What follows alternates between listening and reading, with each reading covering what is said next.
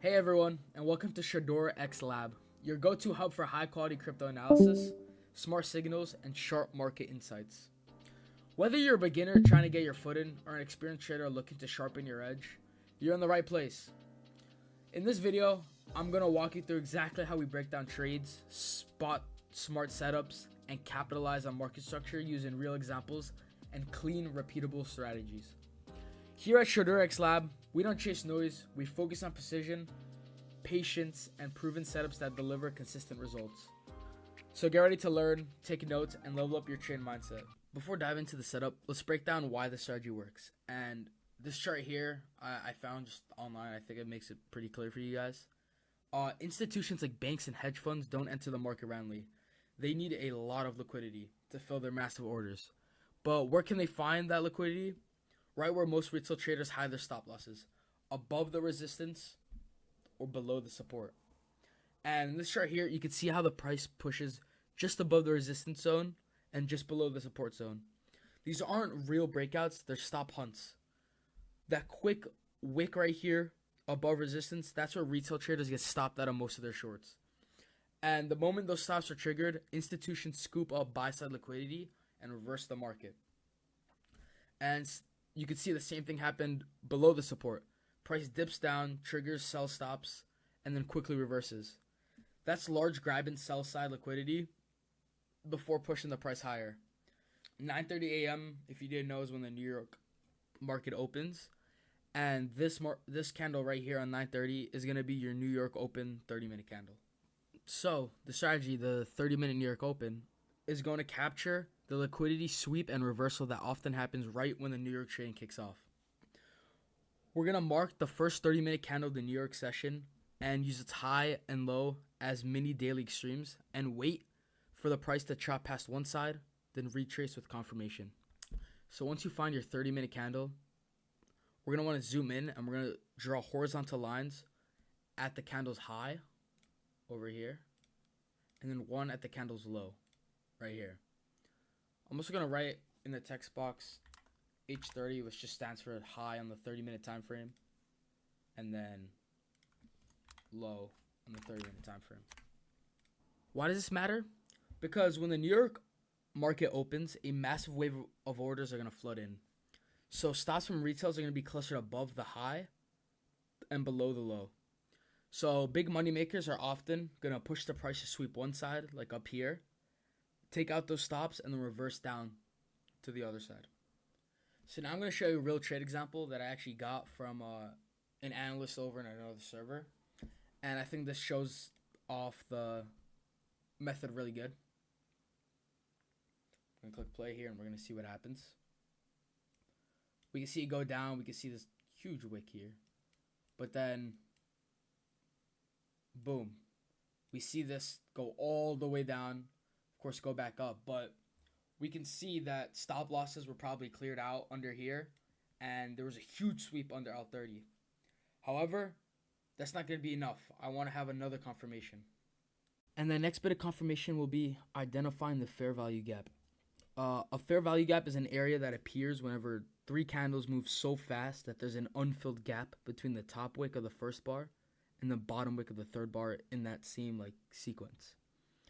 Only institutional orders can jump the price this quickly.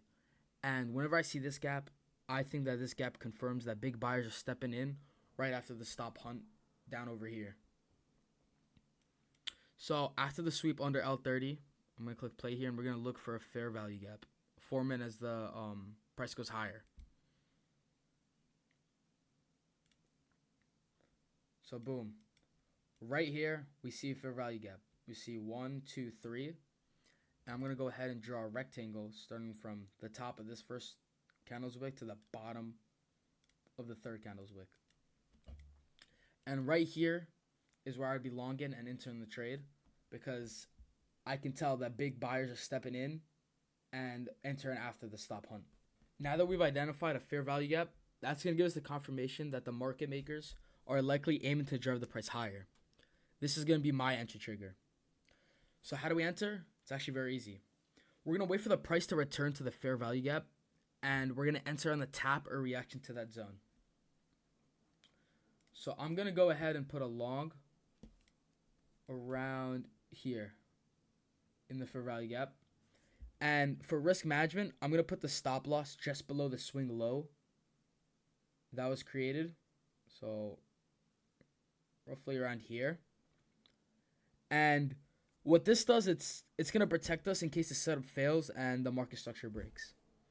And for the target, I'm going to use a fixed 2R as our take profit level. And that's going to end up around... That's going to end up around here. I can lower this just a little bit. And this is going to give us a balance between risk and reward. And, you know, as the trade like goes on, we can always like change it. It's not like a set thing. But the goal here is to enter with the institutions and the money makers and not enter against them. And the fair value gap found right here is going to give us that window of opportunity. So now that we have our fair value gap identified and our long position set, I'm going to go ahead and click play and we're going to see what happens. So right after our entry, we can see that everything's going lower. The lows are being tested, but our stop loss is still safe. As you can see, it's on the low that was created before, and it still remains untriggered. So now I'm going to play a little bit further. And right here, we can see that what I think is bulls re-entering. And the green bars all here shows that buyers are stepping in. So now we're going to see how the price approaches our target. And we have to be patient here. We can't just sell.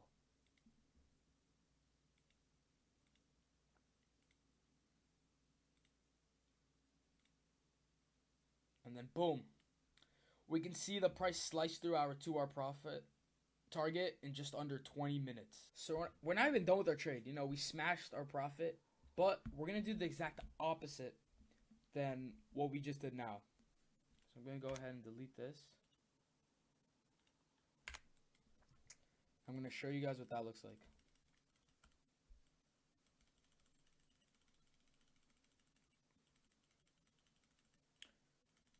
So what I mean by exact opposite is over here. So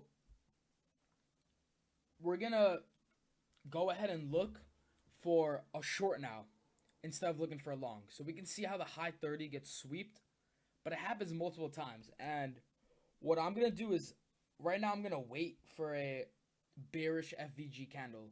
So looking through this, you might say right after the price tags the H30, the very next 3 bars form a small 3-bar gap right over here. And it technically is a FVG gap because it fits the 3-bar gap definition, but it's inside the broad high 30 to low 30 range, and it occurs before the price really commits, like below the high 30 range. And since it wasn't created directly off the high 30 sweep over here, I consider it a false/invalid FVG or FV gap. And it's also like really small compared to like the other FVG gap that we created. So right here, I would not consider this a gap. Now we see how like the price goes up and tags the H30. And after that, what I think is going to happen is institutional sellers and money makers are going to step in and drive the price back down. That's our trigger. The price pushed above the high, clean out retail shorts. And now all we need is 3 consecutive bearish bars to carve out and a proper bearish FV gap below the sweep. So looking through it, over here, we can see an FVG gap. Starting from here into here. This is a valid FV gap that I would want to trade in. It occurs right after the H30 sweep and sits clearly between the high 30 and the low 30. So now I'm going to enter this trade at the FVG gap once again. I'm going to show you what that looks like. We're going to enter around here. And I'm going to go ahead and put the stop loss above the highest wick from the sweep, not from our high 30 before. So around over here. And once again, we're going to go down to 2R.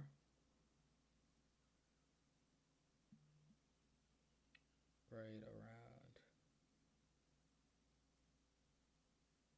right around here. And I'm going to go ahead and play, and we're going to see what happens.